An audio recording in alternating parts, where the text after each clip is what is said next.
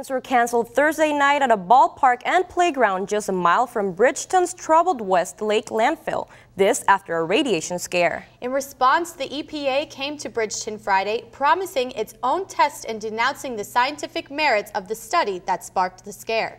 LUTV's Jess Plowman visited Bridgeton to see the announcement firsthand. Residents' concern is no surprise, despite the fact that it's been more than 30 years since World War II-era radioactive wastes were illegally dumped in Bridgeton's Westlake landfill. Finally, on Friday, after a 3-year smoldering event and a civilian-ordered radioactive test, the Environmental Protection Agency is stepping in. How did you determine that it was not credible? The experts. Bridgeton and EPA authorities alike on Friday denied any credibility to the claims that Westlake landfill poses a threat to residents. The press conference that announced their intention to test the soil of a nearby park also seemed to suggest that they didn't expect the results to be positive. But at the present time, there is no credible scientific evidence of contamination linked to the Westlake Superfund site over at BMAC. So why are they taking the time to test the park? Because a civilian-ordered lab test says otherwise.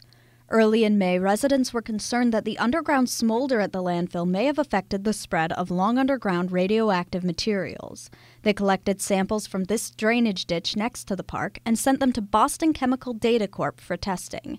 Boston Chemical confirmed that the radiation was higher than usual, so for many residents at the press conference, the EPA's assurances fell flat. I do have something that I don't understand, and that's how if BMAC specifically was never tested by the EPA, how can they say that the ball fields are safe?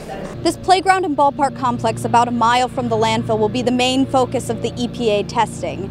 They'll collect samples of topsoil to test for gamma radiation while the park remains open for the summer.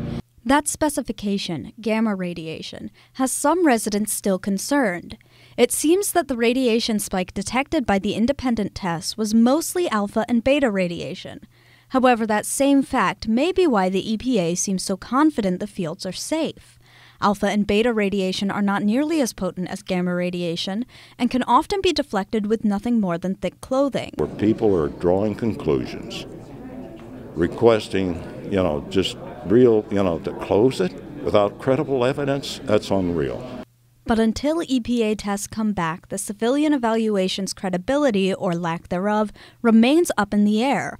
One thing the EPA Region 7 Director Karl can promise now is that concerns like Bridgeton's are not uncommon. Whether it's in North County, St. Louis, or York, Nebraska, or Wichita, Kansas, citizens want to know what the condition of their neighborhood is, and they want to stay involved. That's what we try to do at EPA.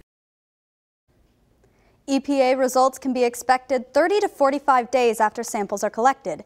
In the meantime, the park will remain open, although several parents have already expressed their intent to avoid the area this summer. For LUTV News, I'm Jess Plowman.